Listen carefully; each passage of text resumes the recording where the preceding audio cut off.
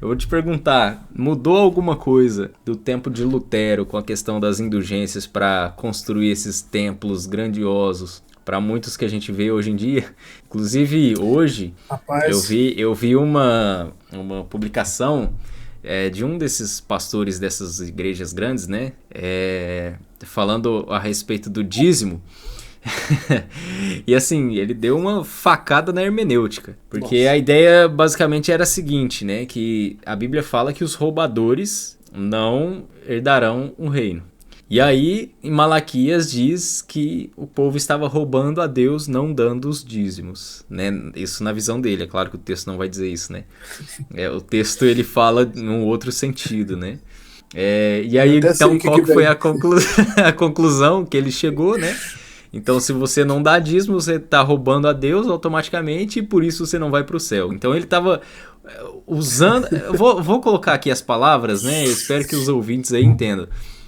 Não tem nenhuma diferença do que as indulgências fazia, né? Então, Exatamente. a ideia lá que você mencionou, né, de Tetzel, né, de cada moeda que cai lá no fundo é uma alma que salta do purgatório, é praticamente algo muito semelhante que a gente encontra nesses pastores, entre aspas, né? Infelizmente. Pastores hoje, né? Infelizmente. Então, assim, eu gosto sempre de lembrar porque quando a gente vai falando sobre a história da igreja, e aqui fica até um ponto, né, para nós como protestantes, né?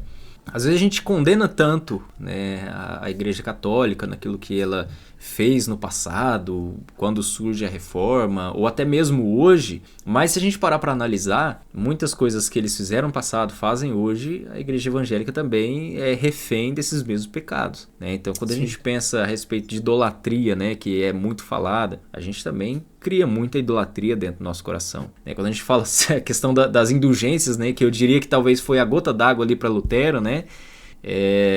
A gente olha para os nossos dias e vê exatamente as mesmas coisas acontecendo nessas chamadas igrejas evangélicas, né? O que infelizmente acaba manchando o nome da igreja, porque as pessoas acham que igreja é tudo igual. É verdade. Se tá escrito igreja, se é evangélica, igreja é tudo igual, pastor é tudo igual.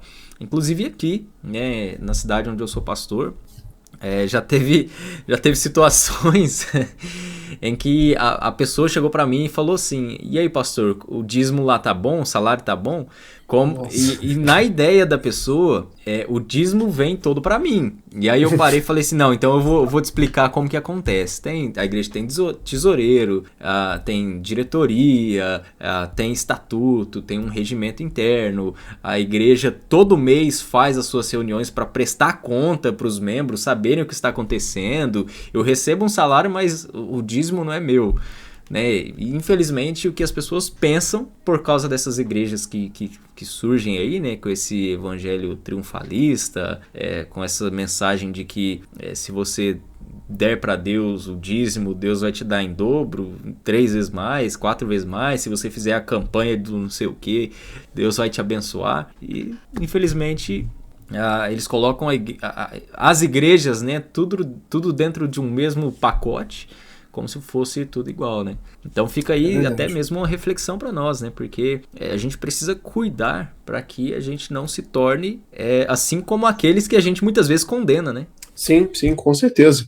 E como eu acho um ponto importante que você destacou, que essa herança que a gente vê nos dias de hoje, né, que vem desde lá, daquela época da reforma, né, essa questão da igreja vender a salvação, enfim, a gente vê muito impacto nisso no nosso dia a dia, na prática, né? Nós que somos pastores, às vezes a gente vai pregar o evangelho para alguma pessoa ou fazer um convite, isso já aconteceu comigo várias vezes, Sim. né, de eu estar na feira e estar entregando folhetos, convidando as pessoas para o culto e tal, e as pessoas fazerem cara feia, as pessoas, sabe, ignorarem a gente como se a gente fosse um monstro, entendeu?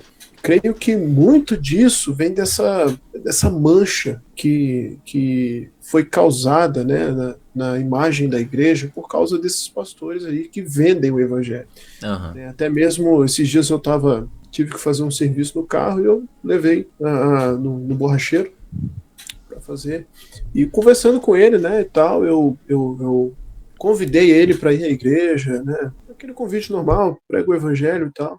e ele faz parte de uma dessas igrejas, né, de uma dessas igrejas que são mercadoras, né, do evangelho, o pastor vende o evangelho. Não vou mencionar o nome da igreja, mas a igreja aqui na cidade, ela tem 5.000 membros, 5.000 membros. Então, pensa o tamanho dessa igreja. E aí eu convidei ele para ir na igreja e falei, olha, sou pastor da igreja aqui, da igreja pequena e tal. Não, eu estou muito bem na minha igreja, né? Lá a gente tem muita prosperidade, é um evangelho muito forte, não sei o quê. E o que está na mentalidade das pessoas, né? As pessoas querem ser empoderadas, as pessoas querem viver uma vida triunfalista, né? Como você disse, mas quando convida elas para uma igreja de bairro, uma igreja pequena que prega o evangelho verdadeiro, não querem compromisso. Infelizmente é triste a nossa realidade. E é o que acontece, né? E que não era muito diferente nos tempos de Lutero, né? Como a gente tá, como você está mencionando aí, né? Era uma igreja mercadora, né? E vendia o evangelho, né? Salvação, né? A questão da construção dos grandes templos, né?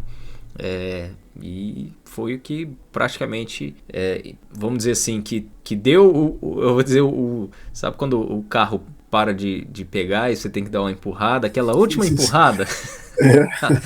Parece que esse foi o último empurro que Lutero deu no carro da reforma, né? Exatamente.